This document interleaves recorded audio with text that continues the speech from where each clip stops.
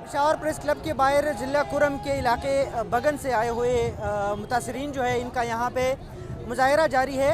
इन मुतासरीन का कहना है कि बगन में 22 नवंबर को जो जलाव गिराव हुआ था, जो घर जलाए गए थे, जो मार्केट और बाज़ार जलाए गए थे, उसके हवाले से मुतालबा कर रहे हैं कि इनका मुआवजा हमें दिया जाए। और साथ में ये मुतालबा भी कर रहे हैं कि जिन मुश्तइल मुसल्लह मुजाहिरीन ने बाज़ार और घरों को जलाया था, इनके ख़िलाफ़ कार्रवाई की जाए, इनके ख़िलाफ़ FIR दर्ज करके इनके ख़िलाफ़ कार्रवाई की जाए।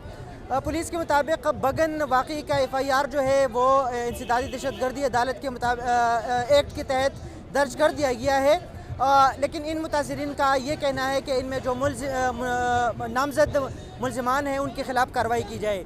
यहाँ पे हमारे साथ धरना मुंतज़िमीन और कबायली मशर जो बगन से इनका ताल्लुक़ है, दिन गुल साहब, वो हमारे साथ मौजूद है। तो इनसे बात करते हैं कि ज़िला बगन में अब सूरत हाल क्या है और मुजाहिरीन के मुतालबात क्या है। 2 महीने पूरे हो गए हैं तो कोई वो हुकूमत अहलकार, वज़ीर आला, कोई वज़ीर, कोई सेक्रेटरी, कोई दूसरा बंदा बगन को नहीं आया है कि वो देख लें कि हमारा जो घर है, बगन हमारा घर है, इसको किस तरह इसकी चादर और चरदीवारी को पैमाल किया है। सर्वे हुआ है वो PDMA का जो है, लेकिन PDMA की जो पॉलिसी है 2019 में वो बना था, उस SOPs के मुताबिक एक दुकान अगर जल गई है तो उसके लिए 3 लाख है, एक घर जल गई है तो उसके लिए 3 लाख है।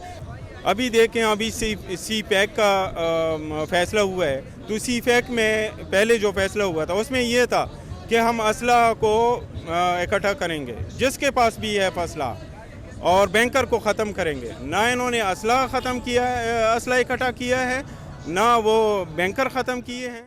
जनवरी के अवाइल में एक अमन मुआहिदा वहाँ के कबायली मशरान के दरमियान सरकारी सरपरस्ती में हुआ था, लेकिन इनके मुताबिक और मुजाहिरीन के मुताबिक उस मुआहिदे पर अमल करने की ज़रूरत है।